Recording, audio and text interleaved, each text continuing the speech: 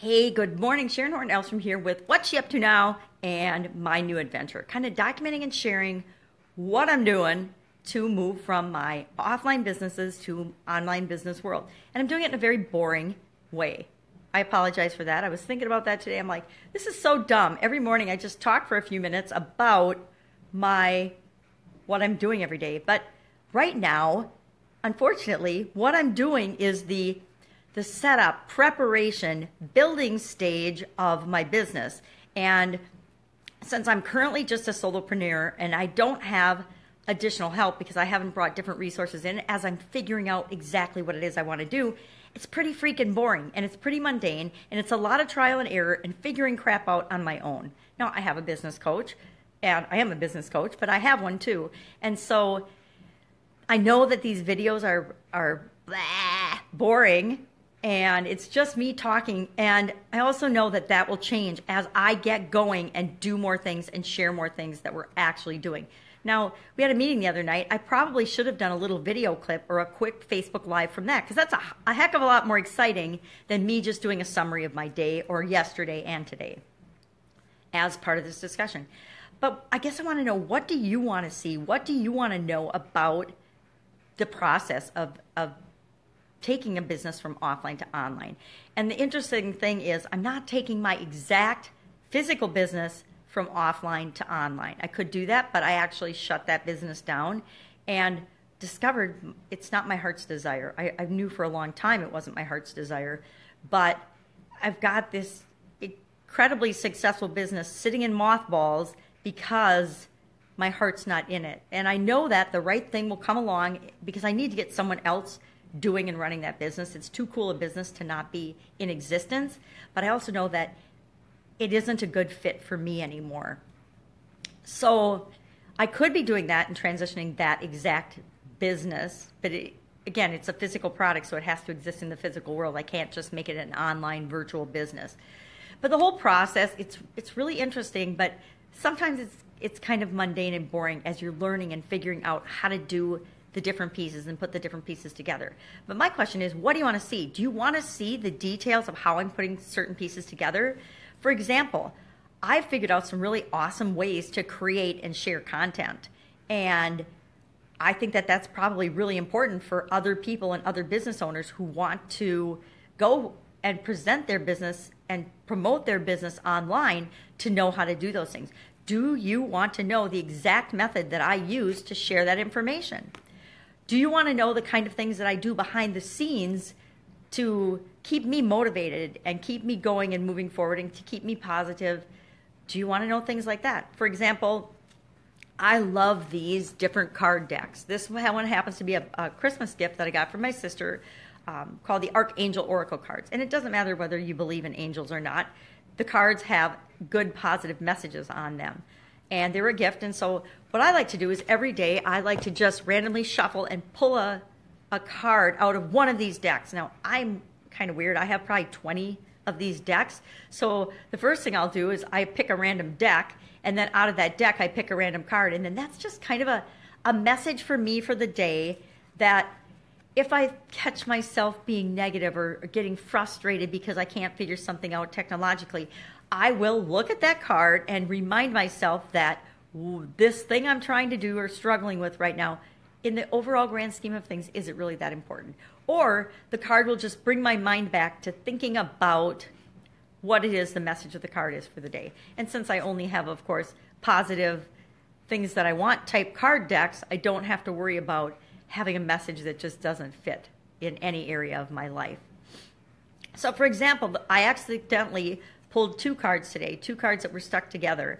And the first one is, you know what to do. And it says, Archangel Uriel, trust your inner knowledge and act upon it without delay. Now, the reason this one really speaks to me and is funny is because yesterday I was spending some time with a little person, and this little person has, in the last couple weeks, gotten the habit of saying, I don't know, I don't know, I don't know, and must have said it 30 times or more in the time I spent yesterday. And every time I heard it, I reminded this person that Yes, you do. You know what to do. You know what you like. You know your preference. But somehow it really hit home to me how much and how deep ingrained the message and how early in life this person's too. That message is given to us as human beings, the I don't know message, the I don't know belief. I mean, it gets ingrained in us when we're a toddler, and we carry that I don't know thought and feeling with us throughout our entire life. So the fact that I pulled this I don't know card today is very powerful, or the you know what to do card, because you know what to do is the exact response to I don't know. Whenever I catch myself saying, I don't know, this is too hard, I can't do it, I'm like, yeah, BS, Sharon, you know exactly what to do. You know you'll figure it out. You might not have the answer this instant, but you know darn well that if you keep plugging away at it, you will figure it out. You do know, you do especially know what you prefer, what your preferences are, what you like and what you don't like. And a lot of times the I don't know, I don't care, those phrases pop out of our mouth automatically as filler, so that we don't have to hold ourselves accountable to making a decision, or we don't hurt anybody else's feelings by actually sharing our personal preference and saying, do you want to go to the movie or do you want to go for a hike? And instead of saying, yeah, I really don't want to go for a hike, I'm not feeling that good, my joints are achy, I would rather, stay at home and watch a nice movie and eat some yummy, popcorn and just spend time with you. But instead, we're afraid we're going to hurt the other person's feelings if we say we don't want to do what they offer up as a first suggestion. So we say, well, I don't know. I don't know if I want to do that.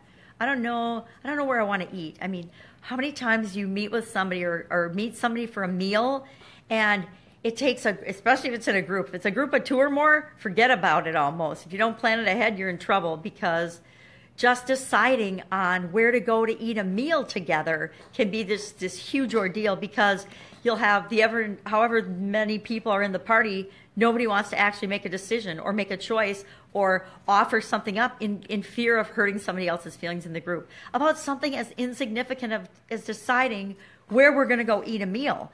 And, we got to do that at least 3 times a day, or at least once a day we're going to eat. So come on, you got to decide these things, especially things that we get to decide over and over and over again. We get to decide where to eat 3 times a day for the rest of our life. So how important really is the one decision of where we're going to eat this meal? Because the worst case scenario is you're going to have a horrible meal and a horrible experience, and you're never going to go there again. That's the worst possible outcome, and we can live with that. And if I can live with the worst possible outcome, why am I waiting to make a decision? I just make the decision, act, and then see what the result is. And if the result is what I want, boom, I do it again. If it isn't, I do something else. So that card was really powerful today, that you know what to do. You know what to do. You always know what to do. And you don't have to always know the whole path. You just got to know the next step and be willing to take the next step. The other card I pulled up today was you are safe. Now, I don't know why this one came up. I guess because I was counseling someone yesterday about excuses and fear.